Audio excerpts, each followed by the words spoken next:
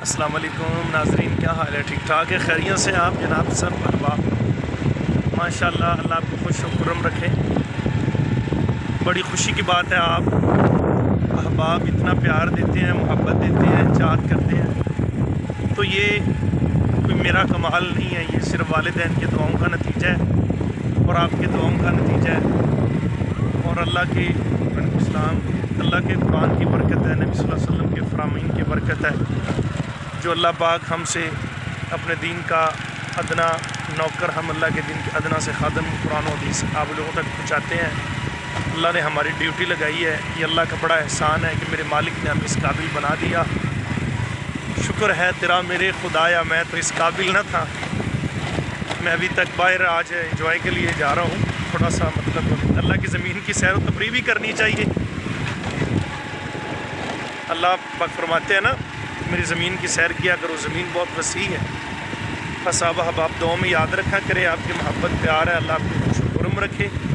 जहाँ रहें, जिधर भी रहें, जिस हाल भी रहें, खुश रहें।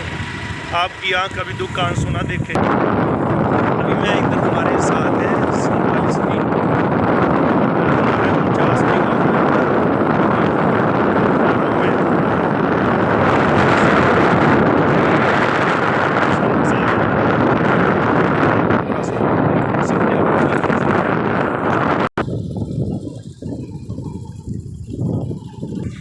दर तेरे ते मौला अड़ियां करसा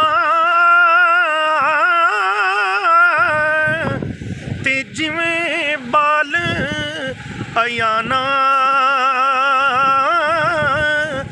माफ करी तू मेरे रब्बा, मैं एवें नहीं जाना। ते एक गुनाह ज़माना वेखे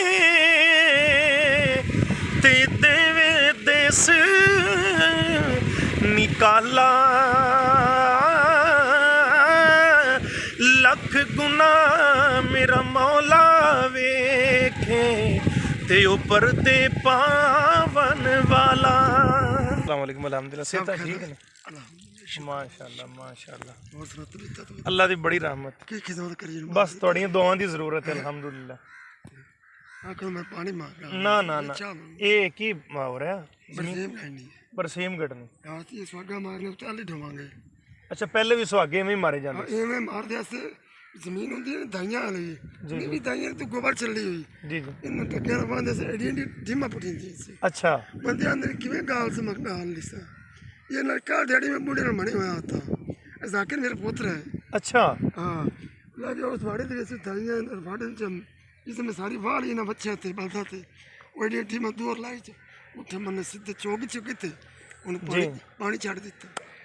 क्या बात, पानी छाड़ दिता जिस सारी रफाड़ वांग हो गई उस स्वागत मान ले तो फिर दोहरा करते उस बीच सट्टिया सारे सियाल बरसे में इत्थे जांदे। वाह जी वाह, वाह जी वाह, क्या बात। तो आज भी है साडे च खबर बड़ी है, साडे जहां चाह पी पी ते जिंद काई नहीं विच चाह जिंद काई नहीं, बिल्कुल चावा पी चाह ते बलेलर ते सिरकट बंदे दी रड़ी काट गई, तबाही ला गई नहीं। हां जी, बंदा टुरन जो गई नहीं है। नाज़रीन, आप देख रहे हैं, ये बुजुर्ग है हमारे इलाके के। ये मतलब पहले दौर अंदर है टगियां ते हलवां दे सी, ਅੱਜ फेर रहे ने अपना सुहागा। वो कह रहे ने कि सिगरेट ते बलैलर ब्रायलर गोश्त सिगरेट ते चाह ने इस चीज दे बंदे दी रड़ी काट छोड़ी, तबाही ला दी, अंदर खत्म कर दिते ने। बंदे विच ताकतां, बंदियां चो रंग नहीं अगले रह गए जेडे लोगों दे विच हुंदे सन। वो गल्लां नहीं रही। किधर गया दौर पुराना ते पै गया केड़ी राह। पहले सारा टब्बर पी लेंदे सी पाइया दुध दी चाह, उदू मशीनी दौर नहीं सी। हुण जे पाइया दुध किसे पी लगे ओदे खग हो किसे ना बजा खग हो गई। हुण दुध नूं समझदे ਉਹ ਸ਼ੇਰ ਆਂਦਾ ਉਦੋਂ ਮਸ਼ੀਨੀ ਦੌਰ ਨਹੀਂ ਸੀ, ਪਿੰਡਾਂ ਸ਼ਹਿਰਾਂ 'ਚ ਸ਼ੋਰ ਨਹੀਂ ਸੀ, ਐਡੇ ਡਾਕੂ ਚੋਰ ਨਹੀਂ ਸੀ ਅੱਖਾਂ ਵਿੱਚ ਹਯਾ। ਕਿੱਧਰ ਗਿਆ ਦੌਰ ਪੁਰਾਣਾ, ਪੈ ਗਿਆ ਕਿਹੜੀ ਰਾਹ। ਉਮਰ ਕਿੰਨੀ ਹੋ ਗਈ ਹੁਣ ਤੁਹਾਡੀ? ਉਮਰ ਮੇਰੀ ਹੋ ਸੀ ਕਿਤੇ 55 60 ਦੇ ਹੇਠ ਤੇ। 60 ਦੇ ਹੇਠ ਤੇ। ਅੱਜ ਤੱਕ ਤੇ 30 ਸਾਲਾਂ ਦੇ ਵੀ ਨਹੀਂ ਤੇ ਵਾਲ ਚਿੱਟੇ ਨੇ ਸਾਰੇ। ਹਾਂ, ਤੇ ਜਿਹੜੇ ਹਾਲਾਂ ਦਾ ਵਾਲ ਹੈ ਨਾ, ਇਹ ਕਾਰੀਗਰ ਮੈਂ ਹਰ ਹੁਨਰ ਤੌਰ ਤੇ ਸਿੱਖਿਆ ਹੋਇਆ। ਮਾਸ਼ਾਅੱਲਾ ਮਾਸ਼ਾਅੱਲਾ। ਟੁਰਿਆ ਜੇ ਇਹਨਾਂ ਨੂੰ ਕਿਵੇਂ ਟੁਰਦੇ ਨੇ?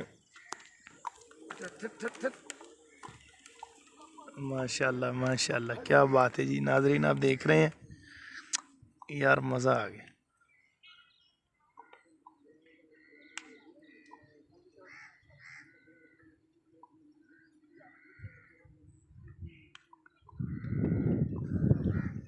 नाजरीन वो बुज़ुर्ग अभी आप देख रहे हैं चला रहे हैं वो मतलब जानवरों के साथ बैलों के साथ हल चला रहे हैं, ज़मीन बराबर कर रहे हैं।